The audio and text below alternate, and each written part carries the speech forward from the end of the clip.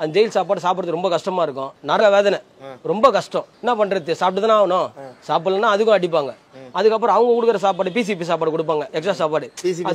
PCB சாப்பாடுனா காசு நம்ம வீட்டில் வந்து மணி ஆர்டர் மாதிரி பண்ணுவாங்க. 1000 rupees 2000 3000 காசு போடுவாங்க. அது டோக்கன் வந்து வரிவு பண்ணிட்டு நம்மளுக்கு சாப்பாடு ஸ்பெஷல் சாப்பாடு கொடுப்பாங்க.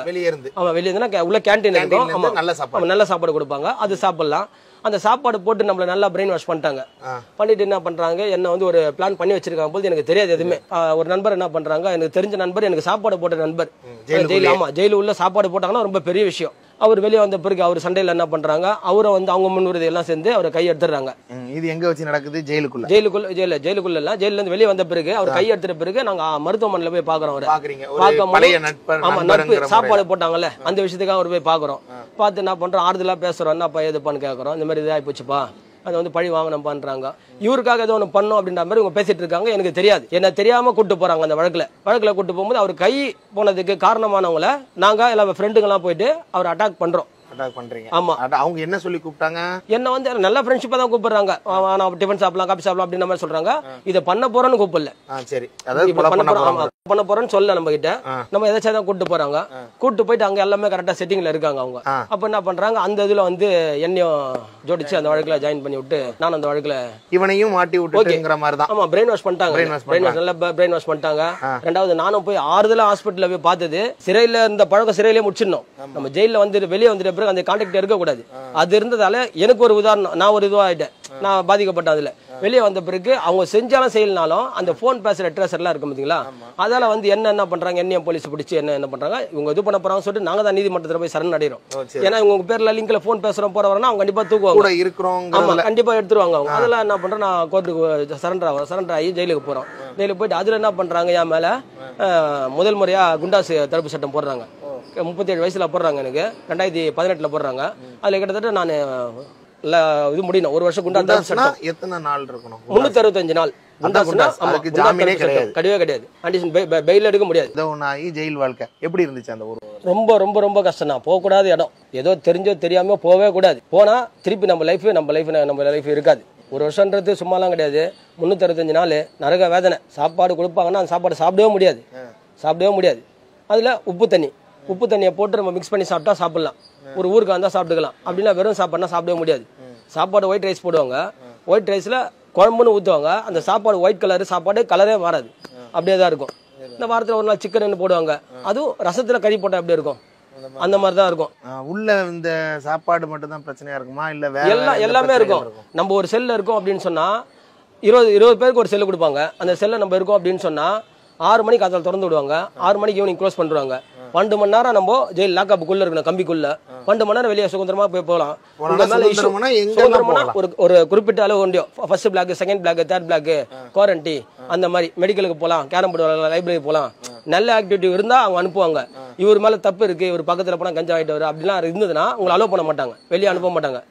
அந்த பீடி சிகரெட் எல்லாம் கிடைக்குமா? எல்லாம் கிடைக்கும், எல்லாமே அங்க கிடைக்கும். அது எப்படின்னா இந்த டோக்கன், இந்த பிசிபி பீடி கொடுத்தா அது கொடுப்பாங்க, பீடி கொடுப்பாங்க. நம்ம டோக்கன்ல நம்ம பழைய காலத்துல இந்த பண்டமாற்று முறை மாதிரி அந்த மாதிரி பொருள் கொடுத்து பொருள் வாங்கிக்கலாம். ஆமா. அங்க நைஜீரியா எல்லாம் இருக்காங்க. அவங்களுக்கு வந்து நம்ம போடுற செருப்பு, நம்ம போடுற ஜட்டி முதல் கொண்டு வாஷ் பண்ணி கொடுத்தா அவங்க எடுத்துப்பாங்க. ஏன்னா அவங்களுக்கு வந்து சாப்பாடுலாம் கிடையாது. அவங்களாம் வந்து இந்த இதுல மாட்டுவாங்க, இந்த பிரவுன் சுகர் மேட்ல. அது பெயில் எப்படின்னா சின்ன ரிமாண்ட் அப்படின்னு சொன்னா 5 நாள். நம்மளுக்கு அவங்களுக்கு ரிமாண்ட்னா 20 வருஷம் 20 வருஷம் இருக்கணும். அதுக்கு மேல ஆயிடுச்சுன்னா அவங்க எம்பசில தான் விடுவாங்க. அவங்க என்ன போறாங்கன்னா ஃபுட்டுல அவங்களுக்கு கையில கொடுத்துருவாங்க. தக்காளி, வெங்காயம், அரிசி, பருப்பு, கறிலாம் அவங்க கையில கொடுத்துருவாங்க. அவங்க கிச்சன் கொடுத்துருவாங்க. அவங்க சமைச்சு சாப்பிடுவாங்க. சமைச்சு சாப்பிடும்போது என்ன பண்ணுவாங்க, நம்ம கிட்ட இருக்க பேஸ்ட் இருக்கு, பிரஷ் இருக்கு, துணி இருக்கு, செப்பல் இருக்கு, நான் கொடுக்குறேன் அப்படின்னு சொன்னா நம்ம கொடுத்தா அவங்க என்ன பண்ணுவாங்க, நம்மளுக்கு தக்காளி சட்னி, சாப்பாடு, சப்பாத்தி, கறி எல்லாமே அவங்க கொடுப்பாங்க. அவங்க கொஞ்சம் செஞ்சு கொடுப்பாங்க. ஆமா, செஞ்சு கொடுப்பாங்க. அவங்களுக்கு தேவை துணி இருக்காது, ட்ரெஸ் இருக்காது. அவங்களாம் வெளிநாட்டுல இருப்பாங்க. அவங்களாம் வந்து எப்படி பார்க்க முடியும், டெய்லி பார்க்க முடியாது. பண்டை மாற்றம் இந்த மாதிரி கொடுத்தா அவங்க கொடுப்பாங்க. பீடி, சிகரெட்டு, இந்த இதெல்லாம் எப்படி உள்ள வரும்? பீடின்றது வாரத்துல ஒரு நாள் ஒரு நபருக்கு 2 கட்டுன்னு கொடுப்பாங்க. யாரு கொடுக்கறது? சிறைத்துறையில கொடுப்பாங்க. சிறை நிர்வாகமே. ஆமா, சிறை நிர்வாகம் கொடுப்பாங்க. அது வந்து நம்ம என்ன பண்ணுவாங்கன்னா நம்மளுக்கு டோக்கன் போடுவாங்க. இப்போ போஸ்ட் ஆபீஸ்ல போயிட்டு சிவகுமார் சன் ஆஃப் செல்லப்பன் நம்ம ஏ பிளாக்ல HS1ல இருக்காப்புல அப்படின்னு மென்ஷன் பண்ணி கொடுத்துறாங்கன்னா டோக்கன்ல அதில் கார்டு மாதிரி போட்டு கொடுத்துருவாங்க, ரேஷன் கார்டு மாதிரி. அதான் நமக்கு ஐடி ப்ரூஃப், அங்கே நான் இருக்கிறேன் அப்படின்ற மாதிரி. அதை நம்ம காமிச்சு 2 கட்டு பீடினா சனிக்கிழமை நைட் 2 கட்டு பீடி கொடுத்துருவாங்க. அதை நம்ம வாங்கி யூஸ் பண்ணலாம். எத்தனை நாளைக்கு? அது ஒரு வாரத்துக்கு தான் யூஸ் பண்ண முடியும். ஒரு நாளைக்கு ஒரு பீடி அட்ஜஸ்ட் பண்ணி தான் பண்ணணும். பீடி மட்டும் தான் இருக்குமா, வேற என்னலாம்? பீடி இருக்கும். அது வந்து என்ன பண்ணுவாங்கன்னா இதை கொடுத்து அது வாங்குவாங்க. இருக்கப்பட்டவங்க என்ன பண்ணுவாங்க, ஏற்றிட்டு வருவாங்க. பெப்சின்னு சொல்லுவாங்க, நம்ம மோசன் போற இடத்துல ஏற்றிட்டு வருவாங்க. அது எப்படின்னா நம்ம வாட்டர் பாக்கெட் இருக்கு பார்த்தீங்களா, பழைய வாட்டர் பாக்கெட்னு சொல்லுவாங்க.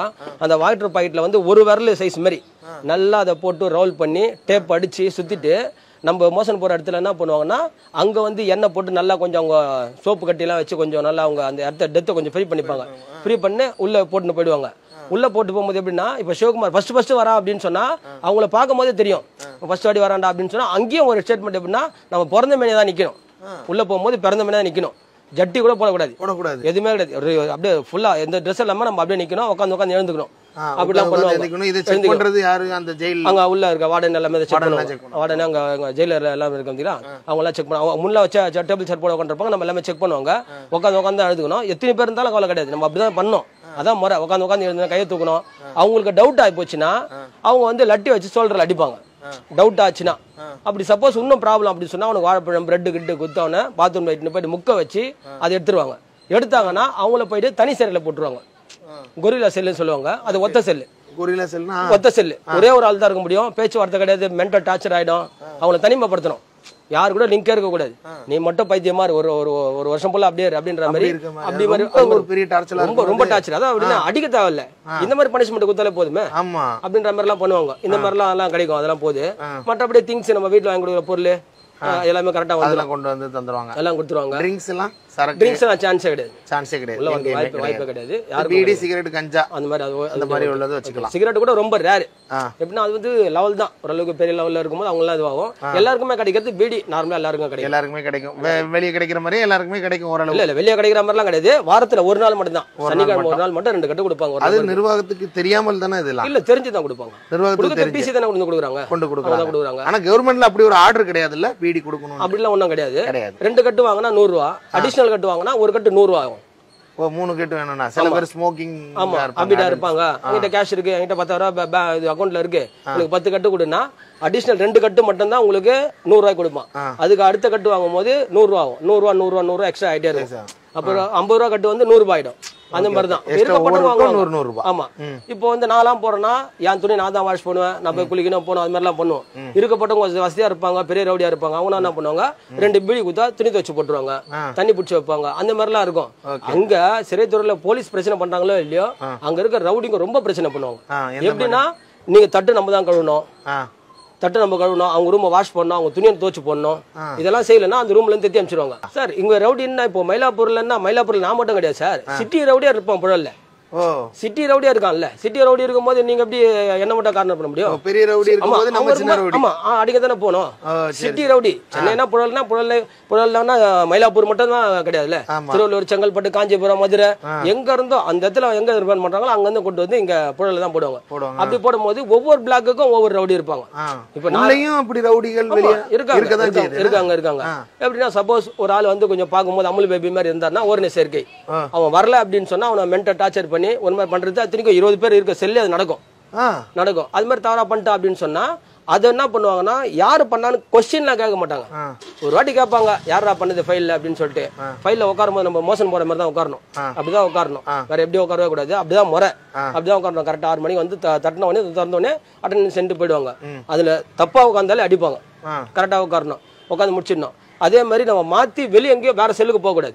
இங்க அட்டெண்டன்ஸ்னா இங்கதான். ஒரு ஆள் மிஸ்டேக் ஆச்சுன்னா ஒரு ரவுல திருப்பியும் சுத்தி வருவாங்க. First, second, third, fourth, fifth, HS1, HS2 எல்லாமே சேர்ந்து வந்தா பாப்பாங்க. இந்த ஓரண சேர்க்கைன்னு சொல்றீங்கல்ல, அந்த ஓரண சேர்க்கைக்கு இப்ப புதுசா வர்றவங்க யாராவது ஒருத்தர் இருந்தா நீங்க சொன்ன மாதிரி கொஞ்சம் அமுல் பேபி மாதிரி அழகா இருந்தா யாரு அதை இது பண்றது, அப்ரோச் பண்றது? அங்க இருக்கவங்க வந்து பண்ணுவாங்க. அதாவது வருஷக்கணக்குல இந்த செக்சுவல் ஈடுபாடுல இல்லாதவங்க அவங்க பண்ணுவாங்க. அதெல்லாம் அது வந்து இவர் வேண்டாம்னு சொல்ல முடியாது, இவர் வந்து தடுக்கவும் முடியாது. இவ போய் காவல்துறை போய் சொன்னாலும் அவங்க என்ன சொல்லுவாங்கன்னா தப்பு மேல்தாண்டா இருக்கும். அப்படியே மாத்தி என்ன பண்ணுவாங்க, டோட்டலாவே இருக்கிற 20 பேருக்கு பனிஷ்மெண்ட், 20 பேருக்கு அடி, 2 பேர்லாம் கிடையாது. யாரும் பண்ண சீனியர் சீனியர் அவர் வந்து அதான் 10ஓட 11. அப்படி 20 பேர் அடி வாங்கும்போது அவர் அடி வாங்கும்போது இப்ப குற்றவாளி யாருன்னு தெரியாது இல்ல. அப்ப 20 பேர் தான் பனிஷ் பண்ணுவாங்க. கேட்டா யாரும் சொல்ல போறது இல்ல, நான் பண்ணேன்னு யாரும் சொல்ல போறது கிடையாது. அவங்க என்ன பண்ணுவாங்கன்னா டோட்டலா எல்லாரும் பேர் 20 பேருக்கு அடி தான், 20 பேருக்கு வச்சு விளாசுவாங்க. அந்த மாதிரிலாம் இருக்கும். தவறு பண்ணா கண்டிப்பா பனிஷ்மெண்ட் இருக்குது, பயங்கரமா இருக்கும் பனிஷ்மெண்ட். தப்பு பண்ணலன்னா நீங்க நீட்டா போய் நீட்டா வரலாம். அப்படி தப்பு பண்ணலாம் ஒண்ணும் கிடையாது, சும்மா நான் அடிக்கிறதுலாம் கிடையாது. நம்ம பண்ணிட்டு இப்போ எப்படின்னா வெளியே குற்றம் பண்றோம்னு சொல்லி தான் நம்ம நீதிமன்ற காவல்ல ஜெயில அடைக்கிறாங்க. ஜெயிலையும் போயிட்டு நம்ம தப்பு பண்ணனா அவங்க டவர் கூட்டு போய் டவர் அடிப்பாங்க. ரெண்டாவது பனிஷ்மெண்ட் எல்லாம் ஓவரா இருக்கும். மனு எல்லாம் வந்து கொடுக்க மாட்டாங்க. பனிஷ்மெண்ட் ஆகி போச்சுன்னா மனு சாமா கொடுக்க மாட்டாங்க, நம்ம மனு அலோவ் பண்ண மாட்டாங்க. பாத்ரூம்ல எப்படின்னா நம்ம உட்காந்தா பக்கத்துல இருக்கவங்களுக்கு தெரியும். இது இப்ப நான் சொல்றது ஓப்பன்ல வெளியே சொல்றேன், ஓப்பன் டைம்ல வெளியே ரிலீஸ் பண்ணிட்ட பிறகு சொல்றேன். உள்ளுக்குள்ள இருக்கும் போது நம்ம பாத்ரூம் வருதுன்னா போவே கூடாது. ஏன் போக கூடாதுன்னா 20 பேர் உள்ள செல்லு, அங்க சப்போஸ் எனக்கு வயிறு ப்ராப்ளமா இருக்கலாம், எனக்கு பேதி ஆகலாம். அங்க டைம்ல வந்து மத்த தூங்குறவங்க டிஸ்டர்பா இருக்கும். அது வந்து யாரு சிறைத்துறையில யாருமே அதை சொல்ல முடியாது, சொல்லக்கூடாது. இதை யாரு டிபார்ட் பண்ண பாத்ரூம் பண்ணிட்டு சொல்லிட்டு ஒன் பாத்ரூம் போனா கூட சைலண்டா போயிட்டு வந்துடணும். பாத்ரூம்லாம் போனா ஏய் லாக்அப் திறக்க போறாங்கல்ல கொஞ்ச கழிச்சு போடா அப்படின்னு அதட்ட தோணையா இருக்கும். அவங்க பேசும்போது பயமா இருக்கும் நம்மளுக்கு. அந்த ரூம்க்குள்ள ஒரு சின்னதா அதுல இருக்க கூடாதா? அதுல கூட இருக்க கூடாது. அவங்க என்ன சொல்றாங்கன்னா சீக்கிரமா முடிச்சிட்டு வந்துரு, லாக்அப் ஆகுறதுக்கு டாய்லெட் போயிட்டு வந்துடணும். அதுக்கு டோர் உண்டா? டோர்லாம் இருக்காது, டோர்லாம் கிடையாது. அங்க ஒருத்தங்க பாத்ரூம் போவாங்க, நீங்க இங்க படுத்து கிடக்கணும். சாப்பிடணும். 10 இருக்காங்க கொடுங்க, சாப்பிடணும், அங்கேதான் சாப்பிடணும். அப்படிதான் இருக்கும். அதெல்லாம் ரொம்ப கஷ்டம். ரைட், அதான் சொல்றேன், போதி மன மாதிரி. அது தப்பு செஞ்சோம் அப்படின்னு சொன்னா அந்த இடத்துக்கு போனா திருந்ததுக்கு அதிக வாய்ப்பு இருக்குது. நம்ம ஃபேமிலி மேட்டர் யாருக்கிட்டையும் ஷேர் பண்ணவே கூடாது. ஷேர் பண்ணா டோட்டலா நம்ம ஃபேமிலியே காலி, லைஃபும் காலி ஆயிடும். நீங்க இப்போ ஃபர்ஸ்ட் டைம் ஜெயிலுக்கு போகும்போது அடுத்தடுத்து சில பிரச்சனைகளுக்காக போகும்போது உங்களுக்கு எப்படி திருந்துறதுக்கான வாய்ப்பா இருந்துச்சா ஜெயில் வாழ்க்கை? ஆரம்பத்துல வந்து எப்படின்னா இப்படி ஆயிட்டுமே, நம்மள வந்து ஒருத்தவங்க மிரட்டுற, நம்ம போய் இன்னொருத்தர் மிரட்டலாம் அப்படிலாம் மாதிரி இருந்தது. காலப்போக்கில் ரொம்ப கஷ்டமா இருந்தது. ஜெயில் வாழ்க்கை எப்படின்னா ஃபேமிலியை மிஸ் பண்றோம், ஒண்ணு மிஸ் பண்றோம், பையனை மிஸ் பண்றோம், குடும்பத்தையே மிஸ் பண்றோம். நம்ம 4 செவுரு தானே உங்களுக்கு. அவ்வளவுதான், அது செவுரு தான். அதுல வந்து நீங்க எட்டி பார்த்தா கூட ஒரு பஸ் தெரியாது, வானத்தை பார்க்கலாம், பூமியை பார்க்கலாம், அவ்வளவுதான். எவ்வளவு வேதனை, ரொம்ப நரக வேதனை. அதுல வந்து எவ்வளவு பேர் இருக்காங்க. ஆமா, மன உடைச்சல்ல, மனு வந்து பார்க்க முடியாது. சப்போஸ் அவர் ஜெயிலுக்கு வந்திருக்காருன்னா ஒரு கான்டாக்ட் நம்பர் இருந்தா உங்களுக்கு சொல்லுவாங்க, வந்திருக்காருப்பா ஜெயில இருக்காருப்பா சொல்லிட்டு. எந்த ஜெயில இருக்காங்கன்னா தெரியல அப்படின்னும் போது அவங்க என்ன பண்ணுவாங்கன்னா அங்க எதுவுமே கிடைக்காத பொருள்லாம் லுங்கி தான் இருக்கும். அந்த லுங்கியை கிழிச்சு நாரா திரிச்சு அதை முடிச்சு மாதிரி தொங்கிடுவாங்க. அந்த மாதிரிலாம் நடந்திருக்கு. உங்களுக்கு அந்த மாதிரி வேதனை உச்சத்துக்கு போயிருக்கீங்க? இல்ல, நான் என்ன நினைச்சேன்னா வந்துட்டு நம்ம தெரிஞ்சிடலாம், நான் அந்த மாதிரி ஹேபிட்ல போல. நம்ம கூடாது, நம்ம அது பொண்ணு, நம்ம ஃபேமிலி இருக்கு, நம்ம பொண்ணு இருக்கு, குழந்தை இருக்கு அப்படின்னு சொல்லிட்டு நான் அந்த மாதிரி இதுல நான் போல. ஆனா உங்க என்ன எல்லாமே திருந்தணும் அப்படிங்கிற எண்ணம் இருந்துச்சு. அப்போ பண்ணிட்டோம், தெரியாம நம்மள முதல்ல இதுக்குள்ள கொண்டு வந்ததா இருக்கட்டும், ஏதோ தெரியாம பண்ணிட்டோம், ஆனா திருந்தணுங்கிறதுலதான் குறிக்கோளா இருந்தீங்க. கண்டிப்பா இருந்தேன். நான் திருப்பி அந்த லைஃப்ல போனோம், அந்த லைஃப் எனக்கு வேண்டாம் அப்படின்னு சொல்லிட்டு நான் முடிவா இருந்தேன். போவே கூடாது, அந்த லைஃப்ல நான் போவே கூடாது சொல்லிட்டு உறுதியா இருந்தேன். உறுதியா இருந்து இப்ப படிப்படியா நான் 2018 அந்த இது பண்ணாங்க, அரெஸ்ட் பண்ணாங்க. அதுக்கப்புறம் இது வரைக்கும் 2019 ஒரு வாட்டி போயிட்டு வந்தேன். இந்த 6 வருஷத்துல நான் ஜெயிலுக்கே போல. ஆனா வருஷத்துக்கு ஒரு வாட்டி 1 டன் சொல்லி போடுவாங்க நன்னடத்தை. நீ ஒரு ஒழுங்கா இருக்கே அப்படின்னு பாப்பாங்க. 1 மந்த்துக்கு ஒரு வாட்டி வீட்டுல வந்து இப்ப போட்டோ எடுத்த மாதிரி வந்து போட்டோ எடுத்துட்டு போவாங்க. நீங்க அலிகேஷன் வீட்டு என்ன பிரச்சனை பண்றாங்க, சண்டை போடுறாங்க, குடிச்சு அமங்கலம் பண்றாங்க, அது மாதிரி எல்லாம் இருந்தா நம்ம இங்க இருக்க முடியாது, நின்று பேச முடியாது. ரெண்டாவது நீங்க கூப்பிட்டோம் அருவ முடியாது, அப்படி இருக்கும். எனக்கு அச்சுறுத்தல் இருக்கும். வெளியே போனா சின்னதா ஏதாவது நடந்தா கூட முடிஞ்சு போச்சு. ஏன்னா 1 டன்ன்றது எதுக்கு போடுறாங்கன்னா அந்த 1 டன் அப்படின்றதுன்னா 1 வருஷம் நீ திருந்தி வாழ்ற, உனக்கு வந்து ஒழுங்கா வச்சுக்கிறோம் அப்படின்ற மாதிரி வச்சிருப்பாங்க. அதுல நம்ம ஏதாவது தவறு செஞ்சுட்டா ஒயிட் பேப்பர்ல கையெழுத்து வாங்கி வச்சிருப்பாங்க. அடிஷனலா அவங்க ஏதாவது ஃபில் பண்ணிட்டு ரிமாண்ட் பண்ணுவாங்க. ஆனா அது பொய்யெல்லாம் செய்ய மாட்டாங்க. எப்படின்னா ஆரம்பத்துல நீ தவறு செஞ்சுனா கண்டிப்பா ரிமாண்ட் பண்ணுவாங்க. ரிமாண்ட் பண்ணாங்கன்னா அந்த 1 டன்ல ரிமாண்ட் பண்ணாங்கன்னா 365 நாள் ஜெயில தான் இருக்கணும். வெளியே வர முடியாது. அடிப்படினாலும் எந்த பிரச்சனையும் சரி, உங்க மேல ஒரு கம்ப்ளைண்ட் போயிடுச்சு அப்படின்னாலே முடிஞ்சு போச்சு. இப்ப கிட்டத்தட்ட எனக்கு 1 டன் போட்டு 25 நாள் ஆகுது. நான் கரெக்டா ஃபாலோ பண்ணிட்டு இருக்கேன். நான் கரெக்டா எந்த கோர்ட்டுக்கு அட்டெண்ட் பண்றேன், எந்த ஒரு பிரச்சனை என்ன கொஞ்சம் ஃப்ரீயா வச்சிருக்காங்க. காவல்துறை இப்பெல்லாம் என்ன ஒன்றும் டைட் பண்ணல. நம்ம நடந்துக்கிற முறை தவறு பண்ணா விடவே மாட்டாங்க, எங்க இருந்தாலும் தூக்கிடுவாங்க அவங்க. இப்ப இந்த திருந்தின வாழ்க்கை எப்படி போய்கிட்டு இருக்கு உங்களுக்கு? இத்தனை வருடங்களா ரொம்ப கஷ்டப்பட்டு கரடு முரடான பாதையில போயிட்டு இருந்தேன். இப்ப திருந்ததுக்கு ஒரு வாய்ப்புன்னா எங்க மிஸ்ஸஸ் கொஞ்சம் உடம்பு முடியாம இருக்காங்க. ரெண்டாவது பாப்பா ஏஜ் அட்டன் பண்ணிச்சு. சமூகத்துல கேட்டா வந்து இப்போ ஸ்கூல்ல கூப்பிட்டு கேக்குறாங்க, உங்க அப்பா என்ன வேலை செய்றாரு? அவரு கார் டிரைவரு. என்ன வேலை செய்றாரு? தூய்மை பணியாளர் பெருகிறாரு, ஹவுஸ் கீப்பிங் வேலை செய்றாரு. எங்க அப்பா ரவுடின்னு சொல்றது எனக்கு கேவலமா இருக்கு. எனக்கு அதுல வந்து வேண்டாம். டிரைவர் ஆரம்பத்துல இந்த தூய்மை பணியாளர் இருந்திருக்கேன், டிரைவர் வண்டி ஓட்டிருக்கேன். இப்ப எல்லாத்தையும் விட்டுட்டு நான் ஆம்புலன்ஸ் ஓட்டுநராக பணியாற்றி வருவேன். தனியார் நிறுவனத்துல ஆம்புலன்ஸ் ஓட்டுறேன். அது எனக்கு மன நிறைவா இருக்கு. போய் நான் யார்கிட்டயும் போயிட்டு 10,000 ரூபாய் கேட்கணும் 5,000 ரூபாய் கேட்கணும் அவசியமே கிடையாது. அதெல்லாம் எனக்கு பிடிக்காது. இப்போ நான் கஷ்டப்படுறேன், மாசம் 25,000 சம்பாதிக்கிறேன், நைட் ஷிஃப்ட் ஆம்புலன்ஸ் ஓட்டுறேன், பகல்ல கால் சென்டர்ல ஆக்டிங் டியூட்டி போறேன். இது மன நிம்மதியாகுது. நான் தெரிஞ்சது குடும்பத்துக்காக, என் ஃபேமிலிக்காக. எங்கள் ஃபேமிலியை ரொம்ப மிஸ் பண்றேன் நான். அவங்களுக்காக தான் இப்போ நான் திருந்தி இப்போ ட்ரிங்க்ஸ் கூட இப்போ சாப்பிட்றது கிடையாது, சாப்பிடாம இப்போ திருந்தி வாழ்ந்துட்டு இருக்கேன். இப்போ ஒரு ரவுடியா நிறைய உங்களுக்கு பல முகங்கள், ரவுடி, ஜெயிலேருந்து வந்திருக்காங்க. இப்போ நீங்க ஜெயிலுக்கு போயிட்டு வந்ததுக்கு அப்புறம் அந்த உலகம் உங்களை எப்படி பார்த்துச்சு? தீண்டத்தகாதான் பாக்குது. போனாலே ஐயோ ரவுடி பார்த்தா பண்ணுவான்பா. என்னால தெரிஞ்சோ தெரியாமையோ போய் வழக்கு போட்டிருக்காங்க. நம்ம சின்ன சின்ன சண்டை போட்டிருக்கோம். பெருசால பெரிய தப்புலாம் பண்ணல, சின்ன சின்ன சண்டை போட்டிருக்கோம். என்னால யாருக்குமே எந்த ஒரு பிரச்சனை வரக்கூடாது. இப்போ நான் ஒரு உயிரை காப்பாற்றுற ஸ்டேஜில் ஆம்புலன்ஸ் ஓட்டுநராக பணியாற்றி வருகிறேன். அது எனக்கு ரொம்ப சந்தோஷமாகுது. அந்த சைரன் போட்டு வண்டி ஓட்டும் போது ஒருத்தரை காப்பாற்றுறோம் அப்படின்னு ரொம்ப சந்தோஷமாகுது. ஆனால் அன்னைக்கு சூழ்நிலைக்கு யாரோ ஒருத்தர் கூப்பிடுறாங்க அப்படின்னு சொல்லி என்கிட்ட சொல்லி கூப்பிட்டு நான் போயிருக்க மாட்டேன். ஆனால் அன்னைக்கு பிரெயின் வாஷ் பண்ணிட்டாங்க. அதில் எப்படின்னா அந்த டைம்ல அவங்க பாராட்டுறாங்க பார்த்தீங்களா, அது எவ்வளோ காசு கொடுத்தாலும் அது ஈடாகாது. அது ரொம்ப சந்தோஷமா இருக்குது எனக்கு. அது அந்த ஓட்டுநர் ஆம்புலன்ஸ் ஓட்டுறது எனக்கு ரொம்ப சந்தோஷமா இருக்கு. இப்போ உள்ள பார்வைகள் மாறி இருக்குதா? இப்போ கண்டிப்பா மாறி இருக்கு. கண்டிப்பா மாறி. அப்ப இருந்த ரவுடி பார்வைக்கு இப்போ எல்லாமே பேசாதவங்க நின்று பேசுறாங்க. சிவகுமார் டீ சாப்பிடு அப்படின்னு சொல்றாங்க. பார்த்து வெறுப்பா போனவங்க இன்னைக்கு அன்பா பேசுறாங்க. அதுக்கு காரணமே என்னோட நடைமுறை தான். எப்படியோ இருந்தேன், இப்போ தெரிஞ்சுட்டு இப்போ நீட்டா போயிட்டு நீட்டா வந்துட்டு இருக்கேன். அப்ப உள்ள ரவுடி சிவகுமார் நல்ல பங்கெல்லாம் வச்சுட்டு சிவகுமார்னு சொல்லுவாங்க, குடுமி சிவகுமார்னு பேர் சொல்லுவாங்களா? அந்த மாதிரி இருந்துச்சு. நான் போட்டோ எல்லாம் பார்த்தேன். அப்ப உள்ள ரவுடி சிவகுமாருக்கும் இப்போ உள்ள ஆம்புலன்ஸ் டிரைவர் சிவகுமாருக்கும் என்ன வேற்றுமை இருக்கு, என்ன வித்தியாசம்? ஃபர்ஸ்ட் ட்ரிங்க்ஸுக்கு அடிமையா இருந்தேன், குடிக்கு அடிமையா இருந்தேன். நான் தவறான நட்பு கூட பழக்க வச்சிருந்தேன். இப்போ அந்த குடியை நான் விட்டுட்டேன். அந்த தவறான நட்பெல்லாம் கட் பண்ணிட்டேன்.